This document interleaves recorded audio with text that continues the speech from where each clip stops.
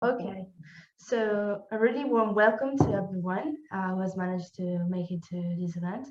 And this is the first event of our brand new book club called European Book Club. We should all be feminists. And we have invited different feminist authors to discuss their work and the topic that they talk about in their works to gain a deeper understanding of critical gender issues that are pervading Europe and beyond today. These events are being delivered by ENORB, the European Network on Religion and Belief, which, just for those that are new attendees, it is a network aimed at strengthening mutual understanding, collaboration between religious and non-religious groups. And the project is funded by European Network Against Racism, and through their Empowerment and Resilience Fund. I am Martina Molinari, and I'm a PhD student in political sciences, former intern at ENORB, and he's with me as Rebecca Polly, master's student in gender studies in London and project support officer at Civil Society Consulting, a not-profit consultancy with a mission to support UK civil society. So I leave the floor to my colleague Rebecca now. I now have the absolute pleasure of introducing our speaker today, Silvia Semenzin, a postdoc researcher in digital sociology, lecturer of new media and digital culture at the University of Amsterdam, and digital rights activist. In 2019, Silvia promoted the Italian campaign that succeeded in reforming the law to criminalise the non-consensual sharing of intimate images. Silvia has written a number of critical publications on online gender violence and data justice, including her latest co-authored book, which I'm going to say in English because I know I will just botch the Italian. Women Are All Whores, Revenge Porn and Hegemonic Masculinity, which was published in 2021 and will be the focus of today's discussion. Now, Silvia's really kindly put together a presentation for us today, which is going to be brilliant for all those non-Italian speakers like myself who was not able to read the book, but I was able to read the preliminary article, which I believe paved way for the book. And I'm going to pop that in a chat for anyone who's interested. So the plan of the event today is Silvia's going to give a presentation for about 40 minutes or so. And then we really love to open the floor to everyone here to ask any questions, but we will have some questions ourselves to get into a really nice conversation. So please either put your questions in the chat or put your hands up afterwards with the hands icon for our discussion, just so we don't miss any along the way.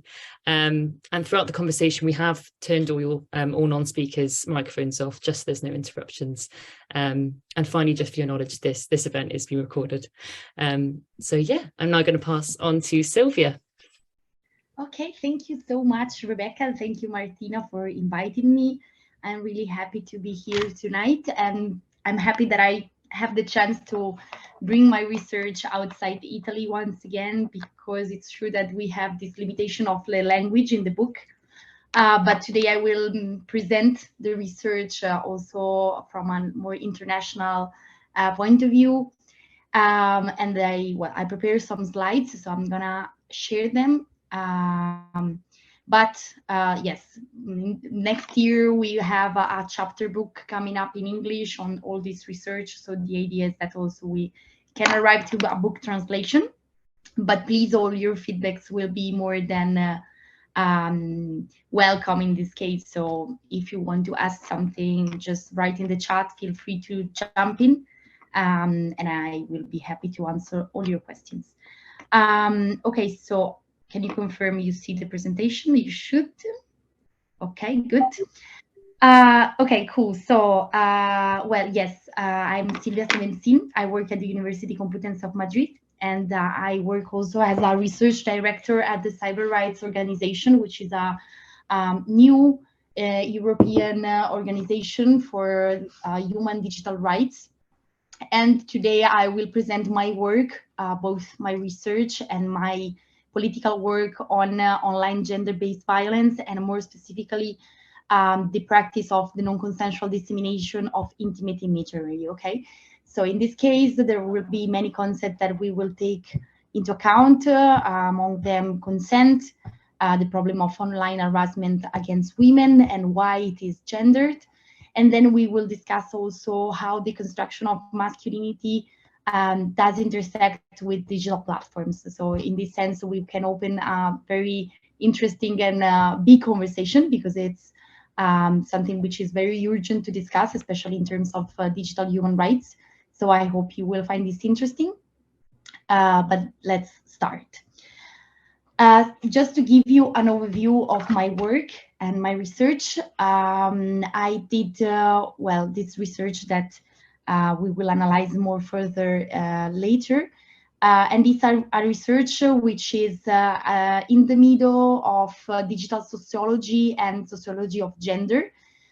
So basically, I was very interested in understanding how platform affordances do connect with gender-based violence, and how sometimes these platform affordances amplify gender violence online. I did it through an Italian case, which is the case of Telegram, then I will later present. But of course, this is a problem that we can generalize to the whole world. In general, women are the first target of the internet. So it's not just an Italian case, it's something that it's more socially shared, let's say.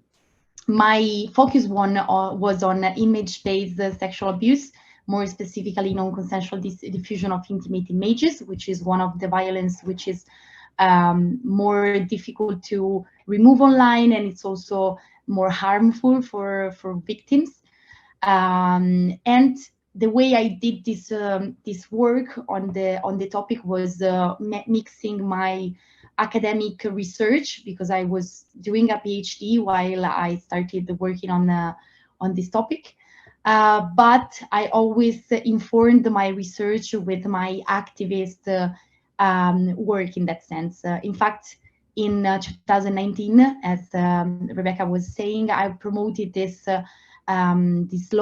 bill in Italy to criminalize the so-called revenge porn. Later, we will discuss also why we shouldn't call it revenge porn. But in this case, in Italy, it was taken into consideration as this definition.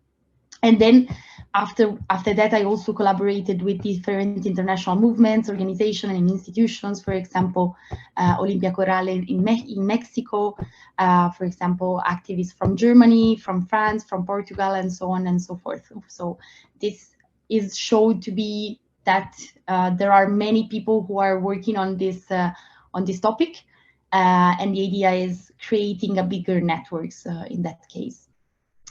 The book that Rebecca was mentioning at the beginning is this book. You see the name in Italian. And right now it exists only in Italian, but it comes from a research that was published in English on social media and society, which was a research on the use of Telegram for the non-consensual dissemination of intimate images. Okay, but starting from the very beginning, I would like, first of all, to define what is gender-based online violence, because sometimes I think, especially media and especially, digital platforms, imaginary, sometimes promotes this idea that when we go on the internet, we will receive some kind of violence, like it's something neutral, something that just happens to us. Whereas we know that online violence is always related to already marginalized group or discriminated groups, right? In the case of women, women are the first target of online violence at large. So in this case, we need to consider online violence against women and girls as a new kind of violence, in line with other forms of gender-based violence, in a continuum with them. It's a new way of harming women, and we do that with the new digital technology. There are many kind of practices. Then I will list them, some of them, but I would like also to stress that since technology is changing very fast, and the algorithms of digital platforms are also changing very fast, so is violence. So violence is always mutating and evolving together with technology. So we really need to keep an eye on it, because it's not treated as an urgency. not even by countries, not even by the European Union. In this case, we don't have shared definition of gender-based online violence, but we should. And so the data that I will present now are a starting point, but in this case, I also want to stress that we need more data because there are few researchers working on this topic, and that means that we still have limited understanding on how gender-based violence work. But just have a look to this data from 2018. In 2018, already 47% of European women received death threats or threats of rape or beating. This means half of women of the European Union. 58 declared to be target of online sexist attacks on social networks, which can include hate speech, it can include cyber harassment, it can include the rape threats again. Okay, so here we are going to be above the half of the women, so it's a very high number. 68% were target of comments relating their physical appearance or based on gender stereotypes. So in this case, we also have to consider that, of course, when a woman exposes herself online, that means she will possibly receive 3 times more violence than her male colleagues. These are data from Amnesty International. So we know that, for example, influencers, activists, politicians, journalists that talk online and that expose themselves receive a lot of violence. And this is especially true when they discuss gender and feminism. So we can say that the internet is still a very toxic place for women. It's totally not the safe space and the freedom, the free space that we were dreaming at the very beginning, right? The promises of the internet were to democratizing the network, to unite everyone, to connecting people. And so right now, we have a huge level of violence against women that during the pandemic also grew. According to data, for example, in the UK, it grew 70%. In Italy, it was almost 80%. So everywhere, as long as people were staying longer online, the violence was growing. So in this case, we also know that online violence goes together, for example, with trend topics on media. Well, during lockdowns, people remembered that they hated women, so we were back as the first targets of the web. Yes, we're still the favorite targets in that sense. But my research and more recent research are not only focusing on women who expose themselves, which of course is really important, but it's also important to focus and understand the experience of ordinary women, which means especially young women or women that use a lot of social network, but just for fun, just for connecting with people. These are also women that receive violence, and often they don't know because they don't have the definition and they cannot frame violence as a sort of a gender-based violence because they don't have the tools to understand this kind of violence. So it's very, very important that we start to promote this idea that there exists a gender-based online violence, and sometimes this is denied as a reality, but it is a reality. Just to introduce a little bit better how this online gender-based violence can take form, just notice that we can divide it into 2 forms. One is a verbal form, and the other one is the so-called image-based abuse. As you can see, there are a lot of practices here. I try to resume it a little bit, but as I was saying, these practices are evolving, these practices are changing, and we have new ones coming all the time.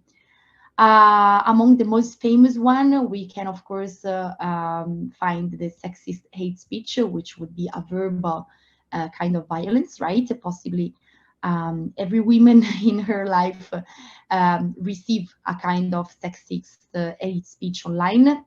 In this case, also offline. So you see there is a continuum, but online it's very typical. Then we have the dissemination of intimate images, videos, and text. So dissemination of intimate content regarding someone without their consent. This is very important. We have, for example, the so-called digital rape, which involves a group of men, normally, discussing and creating fantasies on women's body, on using women's pictures, so having a sort of group ritual that they use to create a sort of homosociality, and then we will see this more in depth. But for now, just consider that most of these violence and practices go together, so they tend to create a sort of chain of violence. And this is very important because it makes violence even more urgent to solve and to fix. Then we have cyber harassment, which is a sort of humiliating, bullying, and well, harassing women online. It can include many different ways of doing that. Of course, we can have verbal violence, but we can also have dick pics. So in this case, we would have like the image-based sexual abuse that is perpetrated through dick pics, that I know that in some countries are already a crime. For example, in Italy they aren't. In France they should be. Maybe in the UK they also are. But also in this case we don't have an homogenization, right, of policies. Then we have cyberstalking. Cyberstalking, as you know, it's stalking but using digital devices, so it can be more pervasive, it can be more controlling, and it can be also more dangerous. We have sextortion, so it's the use of intimate content to receive money back for not publishing them. So it's also the threat of publishing an image in that case. These images or content can be obtained through hacking sometimes. Sometimes they are just consensually shared among partners, but sometimes they can be stolen. So in that case, we would have also hacking involved, hacking of contents or personal information. We have deepfake porns and deepfakes at large. These are probably the most recent example of how violence is evolving, and it includes the use of AI to basically get naked pictures of women that exist online, and this is very ready to use for now. Later I will show you also bots that do that, and it's pretty creepy, but at the same time it's totally a gender violence. You know why? Because the 100% of pictures are from women, so the AI is trained to get the women naked, not everyone. So in this case, if we look better at data, we can understand already how this is related to gender, right? And then going ahead, we have doxing. So doxing involves the publication of private information of the victims. So oftentimes these people send the picture of the woman, but they tend also to share her personal information, so name, surname, mobile phone number, social media profiles, and that. You see how the chain goes. That opens to cyberstalking, for example, right? Or it can open to what it's called a shitstorm. So a lot of people targeting a single woman with rape threats, dick pics, whatever. This is well, the case also for other kind of violence against feminists, more specifically, which is Zoom bombing, which is basically, imagine that right now there was somebody entering this reunion and started to try to boycott with saying misogyny stuff, facey stuff. This happened a lot during the pandemic. It's also a practice. Then we have online impersonification, which it's well, it can be, for example, faking to be someone, opening social media profiles with their names, opening web page with their names, and share pictures of women and girls. Or it can also include the catfishing, so faking to be someone to obtain private images.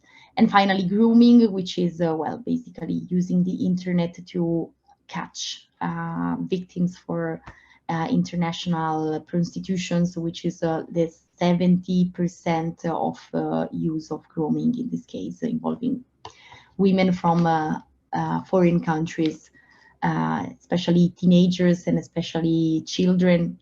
to have this kind of activities, let's say. So here I've listed just a few. Well, just a few. There are a lot, but there are some that we still don't know, or we still lack the definitions, because when I started working on this topic, definitions weren't there. And for example, something that is very interesting in the Italian case, for example, is that we have to use all the English definitions because we don't have the Italian ones, since these are not problems still, you know. So that's why I insist on the importance of defining phenomenon and finding data to them, right? So we can know them better to act in this case. So as you can see, the violence is digital, but the harms are more than real. Maybe you know stories of survivors of this, or at least one of this violence, and possibly you will know that survivors report psychological and emotional harms, among which we can find anxiety, depression, disorders of any type, panic, etc. So these are true harms and true consequences on victims. Then we have all the problems related to violating privacy online, right? So the fact that you cannot really restore your reputation online, so that because you lose control over your content. So that, of course, opens to harms in terms of economic harms or social harms. There are women who lose their jobs after their pictures are published online. There are girls who have to change school or have to face a refusal from family when their content are shared, for example. So in this case, this can lead to bigger depressions and bigger anxiety, you know, and in this case, victims fear for their safety, and most importantly, they tend to censor themselves. So this is, again, a violence that is in line with the rest of violence, because it aims at silencing women, humiliating them, yes, making fun of them, you know, and in the end, remind us that the internet is not our place, right? We need to shut up so substantially, because this is always the case. And unfortunately, many victims report this necessity to hide themselves because they fear the eyes of everyone. They don't know who have their information, their content, who is judging them. So they tend to often disappear from social media, which of course is a violation of their digital human rights, in the sense that we live in digital societies. If we don't participate and if we don't feel safe online, it means part of our lives will be damaged in that sense. So that's why it's important to discuss digital rights as human rights.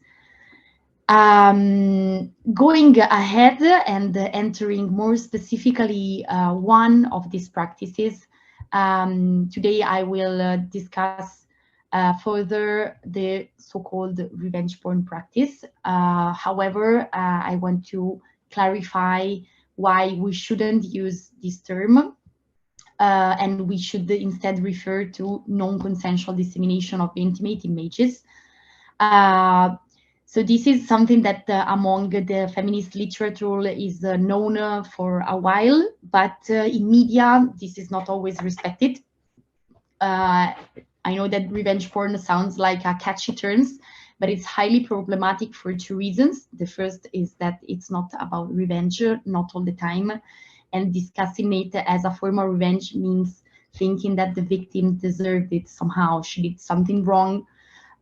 So we open up to victim blaming, right? And it means that in this case, the perpetrator somehow is justified. And this happens a lot of time when we face problems of non-consensual dissemination of intimate images, where women are held responsible for their violence because they were stupid or they did something wrong. On another hand, it's not even pornography. Pornography involves consent. At least it should involve consent, right? So actors and actresses sign contracts to distribute their material online, and in this case, this is absolutely the contrary. There is a violation of consent in this case. This is why it's sexual violence. And thinking that female nudity and female bodies and female sexuality is intrinsically pornographic is also part of the stigma on victims and on pornography and on women at large, right? And it's very important that we start using good definitions, because as in the Italian case, sometimes legislations and institutions take this definition to decide which laws to approve. So, for example, in many bills, victims are seen as victims of revenge porn, and they have the obligation to show the harm, that there was an intended harm for them. So they are re-victimized sometimes because they have to show and demonstrate that the perpetrator was harming them. They have to find proofs. Whereas, as we will see in a moment, the main reason why this kind of violence is perpetrated is normally power. It's a matter of power, control on women's body. It's a matter of giving women their seat again, right? Putting them in their place. And it's sometimes, and very often, it's a form of having fun among boys, right? Like a bros kind of practice. And this is the real problem, in my opinion. And that's why we started this kind of research that looked at perpetrators instead of victims. But just have a look also to data regarding this kind of sexual abuse. 90% of survivors are women. So again, totally gendered as a violence. And it's not surprising, because if we think of how femininity is constructed, how we're told that we should hide, we should not have sex, that if we are seen naked, we'll lose our value as women, right? This becomes a form of threat. So if somebody sees you having sex, you will lose all your credibility. And that's how it is used as a form of power, right? And because of that, and because of the shame the survivor can feel, 51% of survivors thought of suicide as a form of coming out of this kind of violence. This is so violent, it's hard to explain, right? Because in the end, what's the fault of the survivor? Having sex. So it's crazy how this number, for me, it's astonishing every time I see it, and every time I say it also, because like many women died already for this kind of violence, and we should not forget it in that sense. This kind of violence also regards the LGBTQ+ community, as the remaining 10% is often told to be mostly involving the LGBT community. Okay, so it's not the women doing that to men. Of course, there are women that use this kind of violence against men, but because of the construction of gender, that's not a big weapon of control, you know, and of power of women to men, because in the end, we always think of victims of this kind of video as women. Yeah, I'm sure we can mention many women who were victim of that, of this violence, but we can barely mention men who were with them in the video, right? So this is also very interesting. In the LGBT community, the perpetrators seems to be still men, and this is very, very interesting, because it seems that most of this violence is perpetrated by men to men. So in the gay community. Of course, there are also transsexual people, bisexual people who are involved, but it seems that according to the few data we have, it's more about gay people.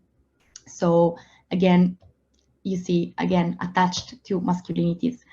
Also, as I was saying, the pandemic, of course, made this violence worse. So in the UK, for example, there was almost 100% of cases more during the lockdowns, meaning it got really crazy. I was already saying some of these social and cultural roots. Here you can see some of them. Of course, there is a persistence of double standards, gender stereotypes, the regulation of female sexuality, so control of female sexuality also on an ethical level, victim blaming. But at the same time, there is also a stigmatization of sexting and digital sex at large, which is weird because we should like normalize that our lives changed with the internet. We use it for going to the bank, we use it to shop online, we use it to connect with friends. Why shouldn't we use it for having sex, right? But still, sexting is very stigmatized and very poorly understood. And this also contributes to stigmatize the victims. And finally, well, this persistence of the rape culture, which is basically a culture that takes for granted that women have to experience some kind of violence in their life, that sexual violence is impossible to erase. And this is also contributes to avoiding the change, the cultural change that we need in that sense. But going to the very clue of this presentation, as I was saying, I'm saying our because I wrote this research with my colleague Lucia Bainotti. We worked together, and together we came to the conclusion that there was more research was needed to understand how masculinity is constructed in this sense, and how perpetrators do that and why. So instead of focusing on why the victim sent a picture, a naked picture, for example, let's focus on why this picture was reshared in an homosocial group. This was our question. So we decided to give attention to the construction of masculinities in the so-called homosocial context, so context of men having a conversation among them, building friendships where masculinity is central to do that. So the stereotyped masculinity, let's say, something which is also known as hegemonic masculinity. So this idea that there is a performance of the masculinity which is very related to standardized roles, for example, strength, for example, this kind of sexual desire which is impossible to stop, right? And showing heterosexuality in a very exaggerated way to be recognized as part of the group. And these were all things that were very interesting for us to analyze. And we started from a general context, which was the so-called manosphere, which involves, I don't know if you're familiar with this term.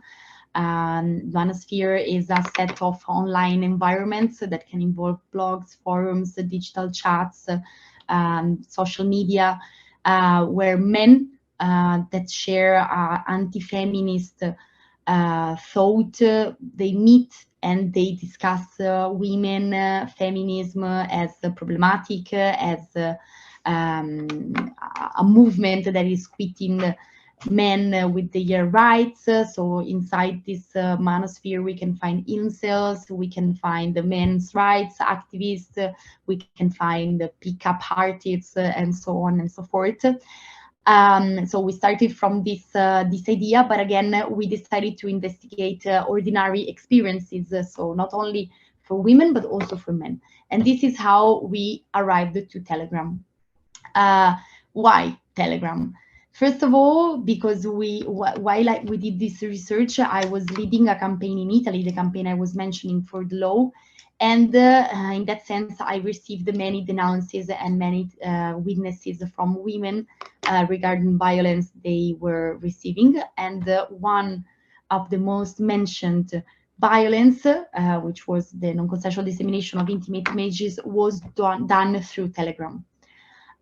So Telegram became for us a very interesting case because Telegram is a messaging app that has some features which are more interesting compared to WhatsApp. For example, the fact that it uses pseudo-anonymity. So users have a bigger sense of impunity and privacy because of encryption and this possibility of not registering with a phone number. on Telegram, you can create groups up to 200,000 users and unlimited channels, which means that it becomes a sort of platforms between a messaging app and a forum, because you can have huge communities of people discussing different topics. And then there is a very loose platform regulation. This is a political decision of Telegram, so administrators, admins are fully in control of their groups. So if you unite loose regulation of the platforms with anonymity and encryption and the possibility of creating big groups, that's when many unethical and sometimes illegal practice becomes spread. And this is also the case of online gender-based violence. Telegram was already known for terrorist groups or for giving room to fascists to meet. But the same happened with the online gender-based violence. And it's probably the less regulated because it's also the less urgent according to the platforms and even the users. We decided to ask the question, research question was how does Telegram reinforce processes of construction of masculinity and how it does reinforce the distribution of non-consensual content. But for us, it was really interesting also to trace a connection between small groups that we are very, we tend to normalize a lot, like small groups on WhatsApp of boys, for example, that go to football together, right? And they have a group of 10 people where images of women are shared, often without their consent. Pornographic content is shared, and it's mixed with non-consensual content, right? And what happens when the normalization of these groups arrived to 200,000 users? So in that case, it makes a scandal, you know? So we worked hard to trace this connection. And we arrived to the conclusion that Telegram features should be considered as gendered affordances. Gendered affordances is a concept that refers to the idea that the socio-technical architecture of Telegram orient participants' behaviors and contributes to create a sense of impunity that allows the dissemination of harassment and violent practice. And they do it in concert with a misogynist culture and the rape culture we were mentioning that allows them to feel entitled to do this kind of stuff of violence, and oftentimes also to not seeing that they are doing violence. They tend to see it, as I was saying, a sort of game among guys. Very briefly, I don't want to bore you with academic methodology, but I think it's interesting also to mention it because how we have to analyze this kind of chat was difficult. Of course, we had to do it with what we call the covert ethnography. So basically, we had to infiltrate these chats. We did it using another SIM number. So we accessed these groups. Some of them were more difficult to access because you had to send the pictures of women to access them. So some of them we were kicked out, but others we could stay. And in the end, we collected a sample of 50 private channels and groups in the Italian context. This was done in 2019. At date, these groups multiplicated a lot. So we found 50. Imagine that now we have around 150 or more, and they are proliferating all the time. But at the time, they were already a lot, and there were already many users. What we did was, first of all, categorizing the channels that we found, and then we decided to do an in-depth content analysis of conversations in one more specific channel, which was the more populated one. This is the research you can see, and if you want to read it, it's in English. Maybe you have already done it, so I'm gonna skip faster with this, the types of channel that we found. Well, there was the most famous ones. They were channels that were explicitly dedicated to image-based sexual abuse. So they were all the time having a very misogynist language. And as I mentioned, they were openly asking for sending pictures of women without their consent, of course, referring to women with not very happy words and definitions. Then we found more general porn channels. They were interesting for us because we started to have this idea that many times all users could not distinguish between what is pornography and what is not. So they tended to mix and merge together non-consensual material with the pornography consensual material. We also found teenager and minors content, which for sure was not consensual. Then we found other two types of channels. These were less, like few channels, but still interesting to mention. The spy mode channel, channels dedicated to what is also known as non-consensual voyeurism. So it's about placing hidden cameras, hidden microphones, taking pictures without women to know, and then share in this channel as if it was a sort of porn category. Here you see how much harmful it could be not educating people on consent. So we think that, well, placing a camera, it's a form of non-consensual voyeurism, which is the name of also a porn category. And then we found another kind of channel, which we called the linking channel, which was also very interesting because in this channel, pictures from women from social network were taken and shared. In this case, also, for example, OnlyFans, but also social media, normal bikini pictures. Okay, keep this in mind because later you will see how this is worked together with bots. Well, no, it's not later, it's now. So this linking channel, for example, it's interesting because here you see, for example, you have a picture of a woman, in this case, in bikini or in intimate clothes. But this deep nude bot, which is very easy to integrate to these channels, makes the picture naked. So we found forms of automated violence in that case that in the linking channels were more difficult to understand because some of those content were public and the user knew it. But of course, the use they were making of this content is against their dignity and their privacy, their intimacy, and so on and so forth.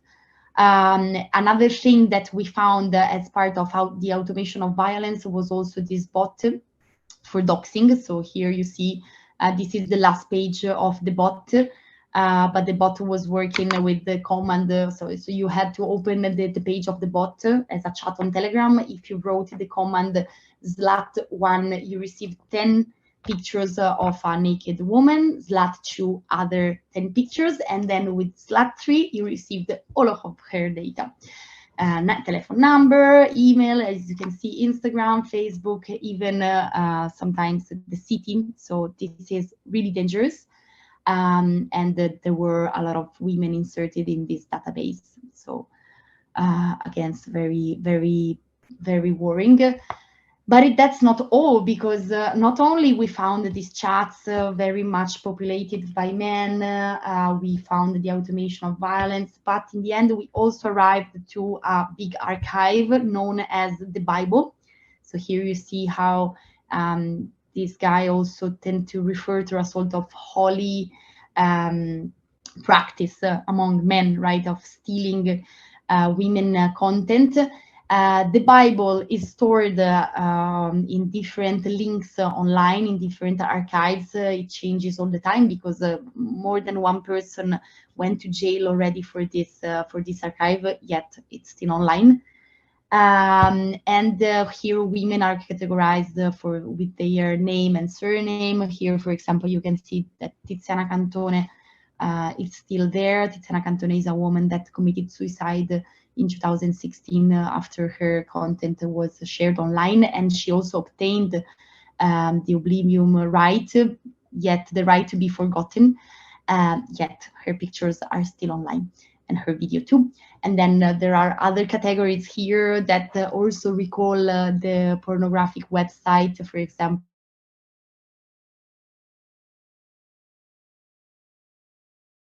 women are categorized for so big boobs, big ass, like if it was a pornographic platform. But all this material is non-consensual. So here we had a reflection on how this categorization and objectification of the female subject played a role in constructing homosocial relationship among men. And another thing that we found was also this kind of solidarity among men in doing this kind of practice. So there was a construction of masculinity in this sense that we resumed with the sentence, "Thanks God there's Telegram." So here you can see some parts of the conversation, like, "I feel like I finally found my place with new friends and an incredible private collection of Italian sluts. I'm on a mission to get some new pics on the chatbot. Great job, soldier. Oh yes, I love male solidarity in this moment." So here, these are all sentences that we were able to analyze in light of this male solidarity, which is mentioned, right? So in our conclusions, what we could see was that, of course, Telegram was used to reinforce patriarchal culture, and to expand existing forms of violence and control over women in line with the manosphere, but in this case also in line with a misogynist culture, right? So that's why we wanted to analyze ordinary experience, because sometimes, well, most times men don't necessarily pertain to the manosphere, to incels and this kind of extremist anti-feminist part, but they are not educated to consent, because a lot of users and the perpetrators of violence were children, like 12 years old, 13 years old, children that are trying to know more about sexuality, but they don't, because in Italy specifically, sexual education is a big taboo and we don't receive it. So here you see the result. But also the architecture of the platform suggest categories of behavior to users. So if we think of anonymity, if we think of the use of bot, we think of making groups, there are features and affordances that tend to incitate behavior that then replicate structures of gender inequality. So it's totally in line to what we have offline. Just to going towards the end, so we can leave some floor to the debate. How can we tackle online gender-based violence? We know, first of all, that it's a cultural problem, so we need to develop strategies of education, both on sexual education and on digital education, that can somehow fix this cultural gap that we have. This means also having political campaigns and institutional communication that sensitize on this topic. I know that, for example, in the UK, this is done much more than other countries. But for example, in Italy, we still have a very victim blaming kind of communication campaign by the government. So defend yourself, hide yourself, don't send pictures, instead of teaching consent. Then, of course, we have to work better on the legislative level, especially, I would say, on a transnational level, because the internet doesn't know frontiers. So it's not enough to have national laws in this case. We have some example. We have the UK, we have Italy also as an example, although the law, as I said, is not the best in the world. And as a feminist example, we can also look to Mexico and to Spain, where women are starting to have bigger bills on this problem and on the problem of sexual violence online. So they start instead from an understanding of consent, an understanding of this kind of violence as gendered, and this should pave the way to better improvement. And finally, last but not least, of course, we should also discuss platform regulation. So we should start to ask what is the role of social media platform in deciding which kind of content can be shared and which practice are allowed, who is creating technology, and which actors are taking this decision, where are citizens in this picture, right? Because so far, citizens don't have any kind of decisional possibility on their content. Some everyday practice that we can have, of course, we should promote the reappropriation of online space to create more inclusive technologies. We lack women in developing technologies, and this is something that we can see. And at the same time, we lack also online safe spaces. As I was saying at the very beginning, internet was narrated and imaginated as a safe space for everyone, democratized space, but it's everything but a safe space for women. That's why social networks are not always the best for connecting women or movements, because we always leave room to perpetrators to saying anti-feminist discourses. We should create supportive environments for survivors. This is also important, again, also at transnational level and national, so having more organization providing help. We should also fight against the stigma that I mentioned during the presentation surrounding sexuality, the naked body, female sexuality more specifically, and we should do it through education, activism, also local activism is very, very, very important. And finally, fight for digital human rights and the break of digital platforms monopoly, because this is possibly the most urgent topic, and this is also why things don't change. In that sense, we will definitely need the transnational cooperation. I've finished, so I will drink some water now because I talked a lot, but I'm looking forward to hearing your questions, and thank you for listening to me. Thank you so much, Silvia. Thank you, because you've talked about this really pressing and urgent issue. And you were talking about Italy, and I'm from Italy as well, so I know how the public debate is dealing with those kind of issues, either invisibilizing the issue or talking about some kind of violations, but in a really really inadequate way. So I will leave the floor to questions, to ideas and thoughts, but I have just one really first question for you. I was thinking about like the really huge statistics that you were showing at the beginning. They kind of hit me, but at the same time you talked about the scarcity and the lack of data. So I was wondering, what are the most important limits to the lack of data? What are the reasons, the most important reasons? Yes, thank you, Martina, for the question. Well, two things. First of all, the fact that victims sometimes don't know that they experience violence, so they don't know that's gendered and they don't report in that sense. And more importantly, the fact that women tend to feel guilty, tend to feel ashamed to report. So it's not always easy to have this kind of data, especially when it is related to image-based sexual abuse. Most victims seem to be minors.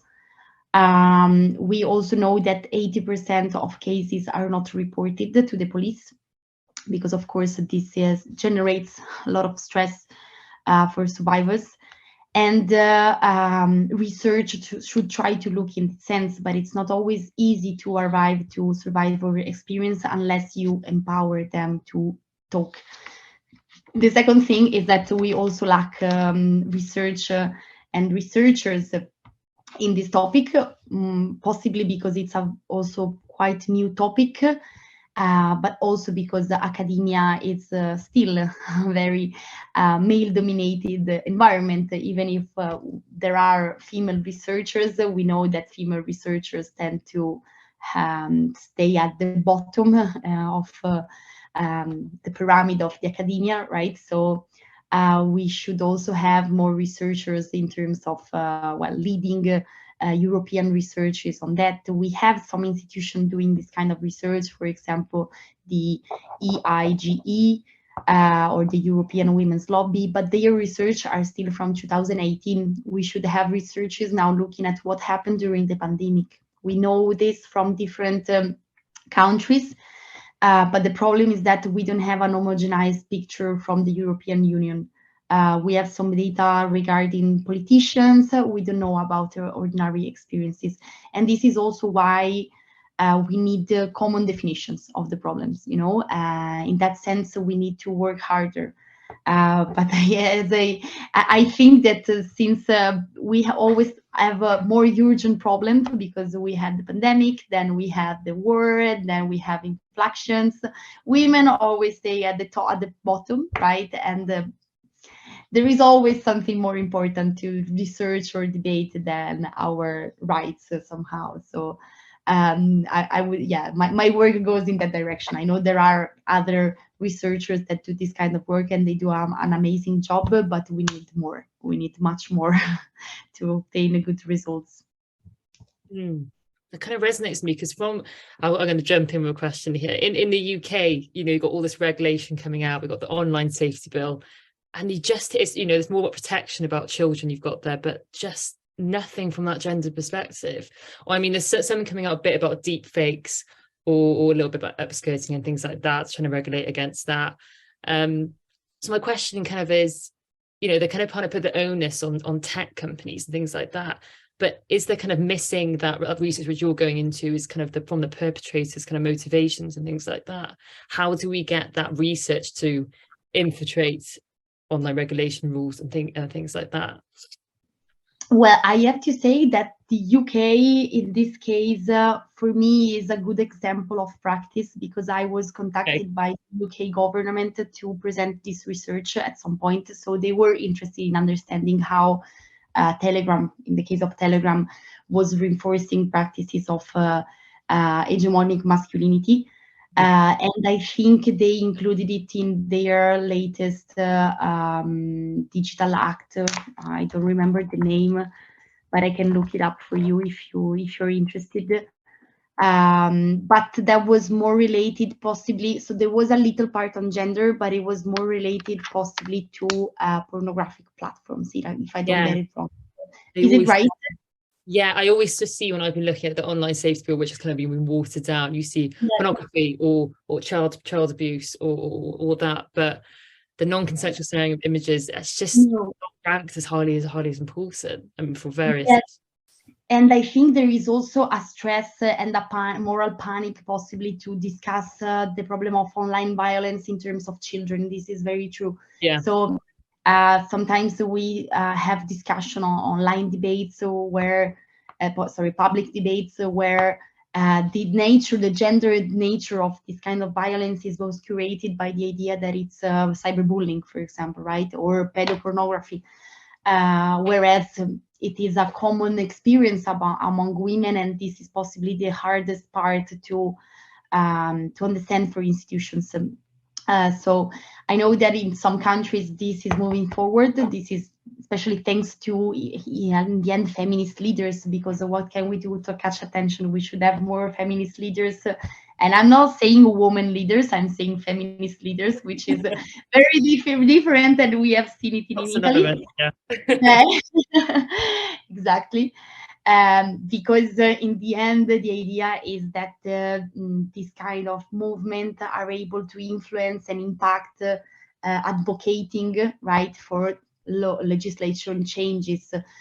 We also know that a change in legislation is not enough, because the law itself is not enough to change the problem, but it can provide new protections, right, for survivors, and it can provide new support, legal support, psychological support, which should be free and should be at disposal of all survivors.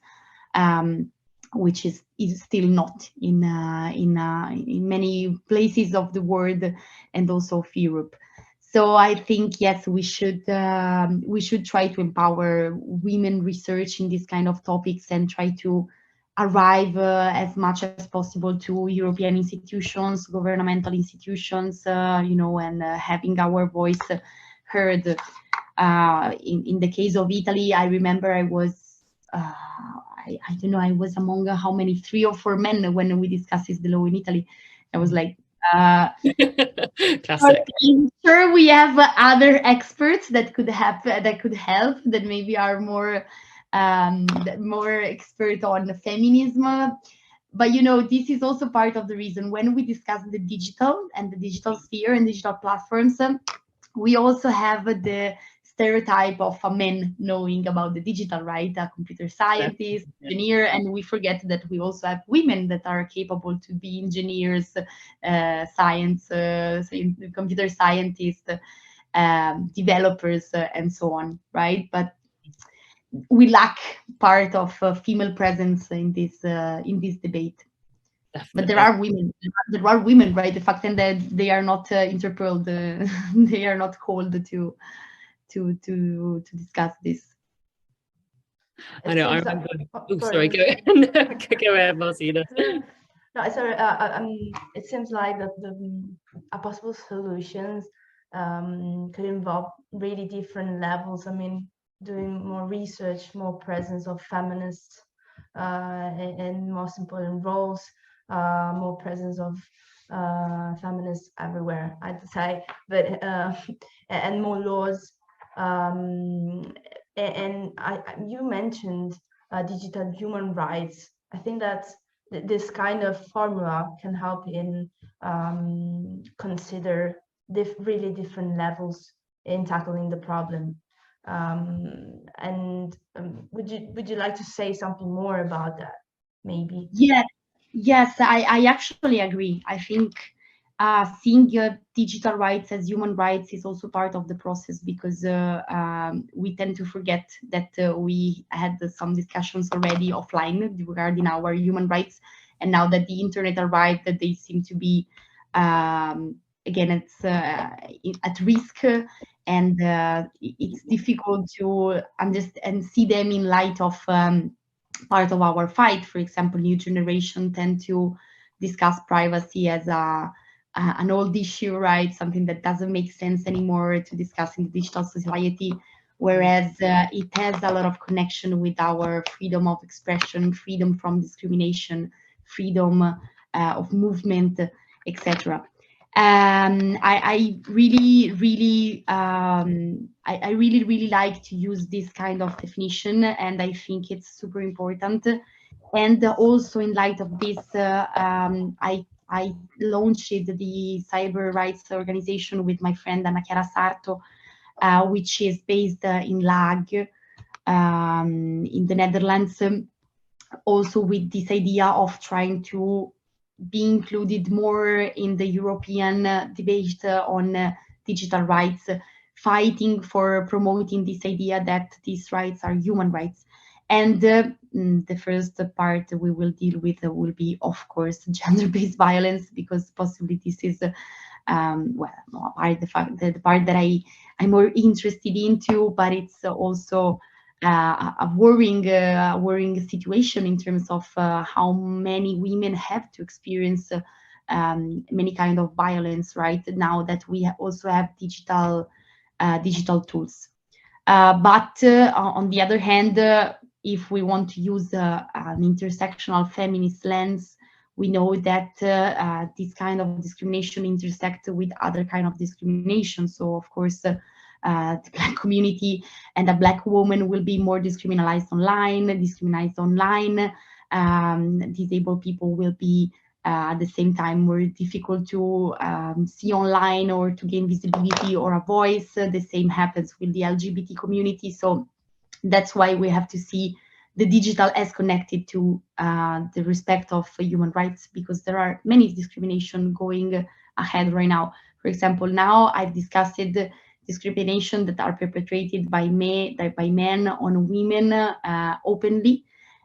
We didn't discuss all the kind of discrimination that are already encoded in digital platforms. For example, the censoring of female nipples, the fact that if you Google some kind of, for example, if you Google white woman or black woman, you will have different results which are very stereotyped, etc., etc., etc. And this is very important because as our research showed, we know that the affordancy and the social technical architecture that we navigate into influence this kind of behavior. So if we already have biased technology, we will have just broader discrimination, and we will also have some ethical norms which are connected with misogyny finally codified and written as terms of conditions. And this is super dangerous to let it,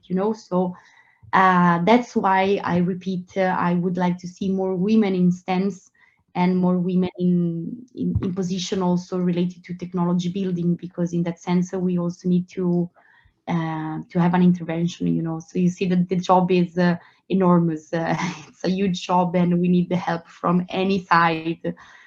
Yeah, like the moving from an offline life to an online life could have been like an opportunity to build new human rights or reconsidering human rights, but actually in moving, it seems like all the bias are reflected on online, and some cases also augmented so that's kind of tricky, really tricky moment.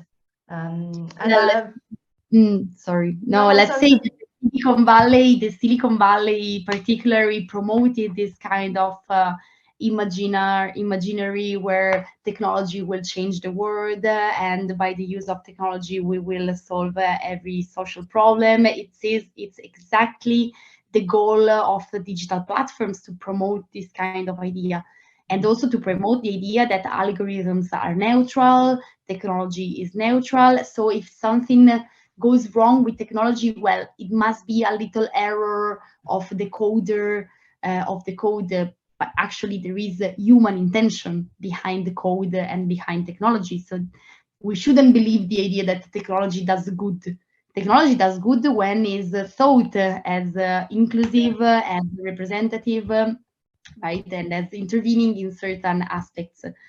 When it's reproducing the male gaze, that's what we get. So I'm not shocked. It's exactly the case which we got. I was looking a bit into deep fakes, because obviously that's coming onto the news quite a lot, and I was watching the original videos of obviously just men promoting this new technology, which would be fantastic and it's going to be great and it's going to be, have really nice social things, and now the outcome of it has just been absolutely horrendous for women. 96% of deep fakes. It's just a classic of not having those principles there in the first place and running off something, and technology is just going so fast. It's just scary, really. I know Meta coming through as well now. It's just frightening, kind of having to keep up with it all. And this is also the recent case of Lensa. I don't know if in the UK it was also really used as it was in Italy. Maybe you, Martina, have seen it. Lensa is an application for editing pictures that you can download very easily from your app store. And in the past weeks in Italy, it went super popular, super mainstream. Everyone was downloading it. And basically, this application lets you create images of yourself that were more cartoonized, like manga stuff or even artistic kind of pictures. And afterwards, sorry, I have a dog, so you will hear him. Afterwards, it was showed that this well, first of all, they were stealing artist creations, because for creating an AI you have to steal images online, and most of the times they are not credited for artists. But the interesting fact in terms of gender is that and again very creepy, is the fact that if you, for example, started to use a picture of yourself as a child, so imagine little Rebecca on this application, you received a highly sexualized and objectified image of yourself, so like big boobs, even a normal image, so like, you know, like this manga like imaginary, like horrible and super objectifying, of course. So whatever you were, the AI was already giving you a very extremely sexualized picture of yourself. And apart from that, there was also a conversation on how this picture could start to be deepfake porn very easily. Again, and the distribution of deepfake porn have for victims the same exact consequences of victims of image-based sexual abuse. So yes, I mean, and then we can think of the metaverse. You know, we could stay here hours in discussing new technologies and how they can harm women. We already have a sexual harassment in the metaverse, you know, so as any time a new technology is launched, there you will find how women will be discriminated. Women and again, other discriminated minorities. So yes, it's totally a reflection of the society in that sense. We shouldn't be surprised, because if we don't fix problems offline, we will have them in a bigger way online. This is the thing. I feel like some people still also see kind of online, offline as two very separate spheres. You know, it's kind of, if it's not real, it doesn't really matter, or consent doesn't matter. You know, some people think this in the online sphere because it's not real. And maybe changing attitudes about the realistic harms, and your research showing the harms as well. Hope, you know, change people's opinions on it. I wondered if anyone, I don't want to dominate the conversation, from the audience has any questions. Or any doubt, any criticism, it's also well. I have a question. The first PowerPoint presentation, I mean, it has like, wow, you know, that kind of statistics. And mentioned that like 40% of EU women. And I just wondered, you know, from what age to what age? Because nowadays, you know, social media, you know, you have like children now, like 3, 4, 5 years old, you know, going on the mobile phone and going, you know, watching cartoons, and then or on Facebook. I just wondered what, you know, what's the age? So I would have to see in that report, it is stated. I can also share it if you want. So I can, well, Martina and Rebecca can give you my contact and I can send it to you. But going with memory, I would say that tendentially minors and teenagers tend to be more victims of this kind of harms, because they are less educated and less exposed yes, to this kind of violence. They also use them more. But there is absolutely a continuum of the same experience also when we look at women of 30, 40 years old, because, for example, maybe they expose more. So they are more in the category of politicians, journalists, activists, influencers also, and they still receive this kind of violence. Possibly teenagers, well, they experience more hate speech and more, yes, dissemination of their intimate images. Also because they use all the time platforms that are not very safe. I remember the time of Snapchat, when Snapchat was super popular, and Snapchat was very used for sending this kind of pictures. And the Snapchat store all this kind of content in your platform forever, as it does Instagram, you know. So I would say that yes, we should have a particular look for minors in that sense. But no woman is safe in that case, you know. It's like any kind of our violence, in the sexual violence. Of course, if you go out more, maybe you will experience, your possibility will be more, you know. But it's still, if you go once out and you're 40, it can happen. It's more about punishing women, you know, that corresponding to an age.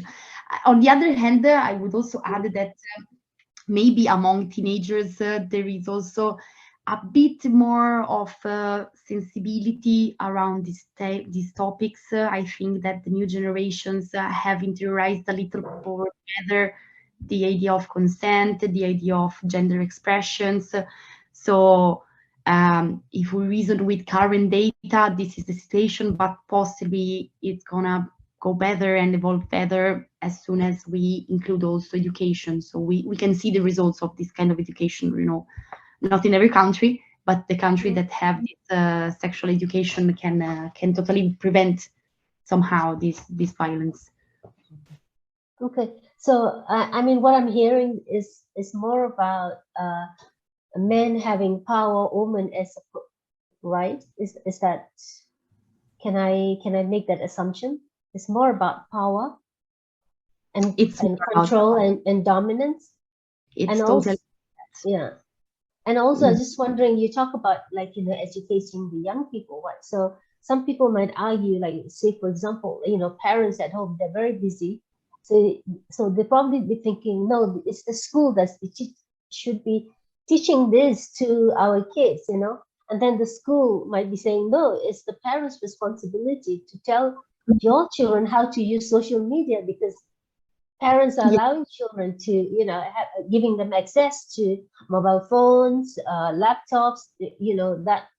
So what do you think would be the solution? I mean, if that is the solution. Yeah, no, I absolutely agree also, because we cannot know the situation of any family, you know. Well, for example, we have a lot of adults that don't know anything about digital platforms, so how we can expect them to teach their children? At the same time, there might be families where sexuality is a huge taboo, etc., or where children don't feel at ease in discussing certain topics with their parents. So although I think it's important that we try to dialogue and communicate with our children, then it's something we cannot really control. So for me, public education is the key. It should be mandatory to have sexual education at school. For example, today in Spain, it was approved the new law on abortion that makes sexual education mandatory for all public institutions.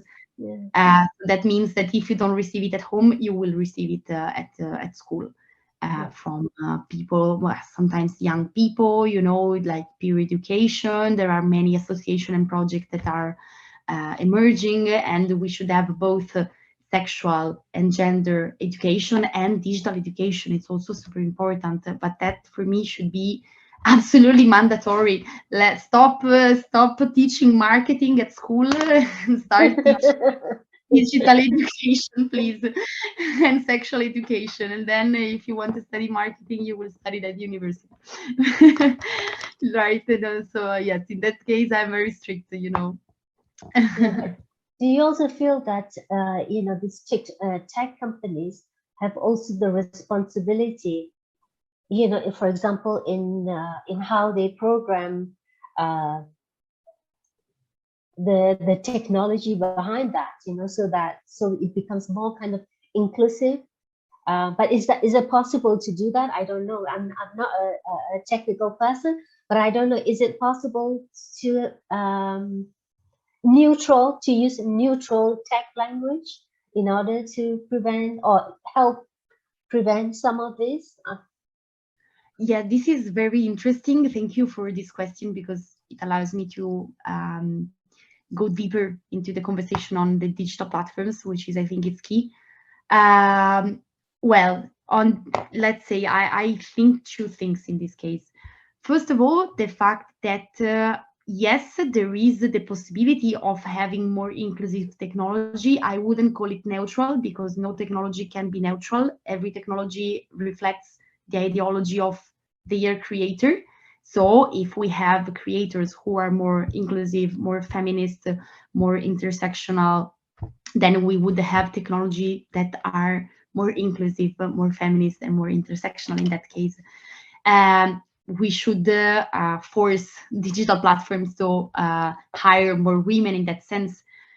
But before doing that, or while we do that, we should also force digital platform to respect a sort of regulation, because right now we are leaving absolutely in the hand of digital platforms the decision of how to regulate themselves. And we know that a huge company that makes money and profit out of digital data will never go against their interest of making money. So hate, for example, fake news, disinformation, violence, these are all phenomena that for digital platforms are very profitable, because people spend more time online.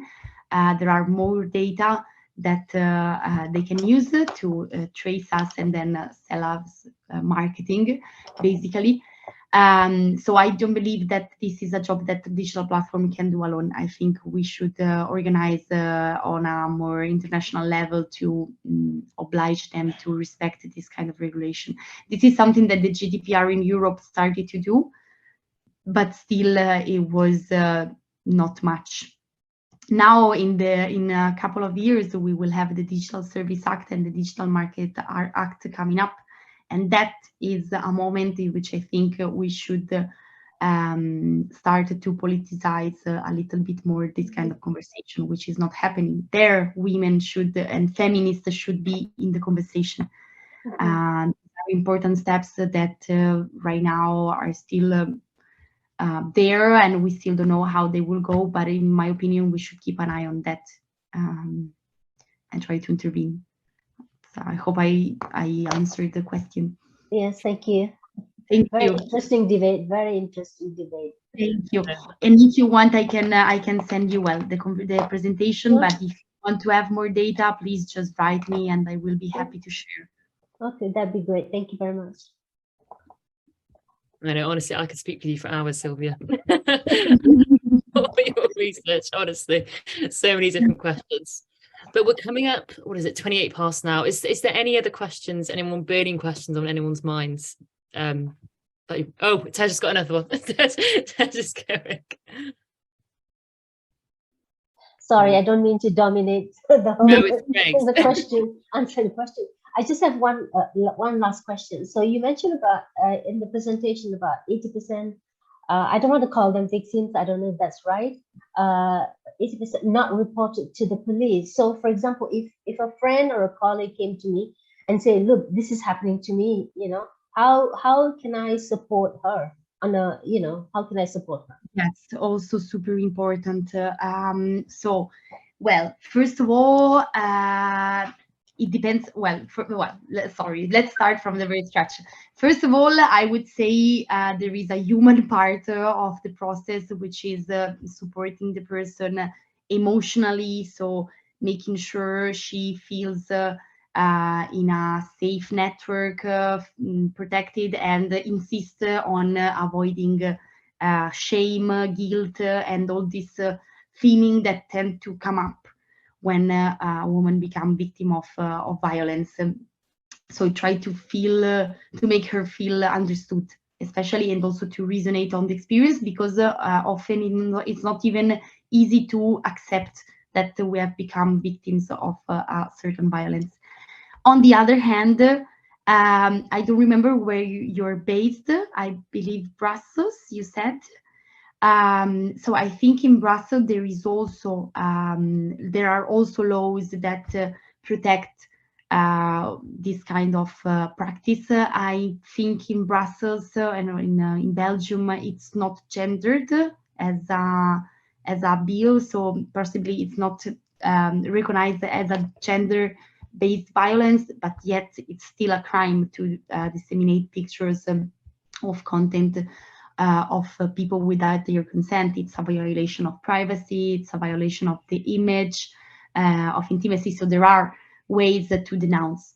In that case, it depends also a lot about how the material was produced, because if the material was produced without consent, there we go in a different kind of level. If the material was consensual, there it should be necessary to know who sent it in the first place, because the problem of this kind of violence is also that often it's not seen as a groupal violence. So like in Italy, we have this law discussing the responsibility of the partner or the ex-partner sending the picture, but what about these Telegram groups, for example, where it's very difficult to understand how to do it.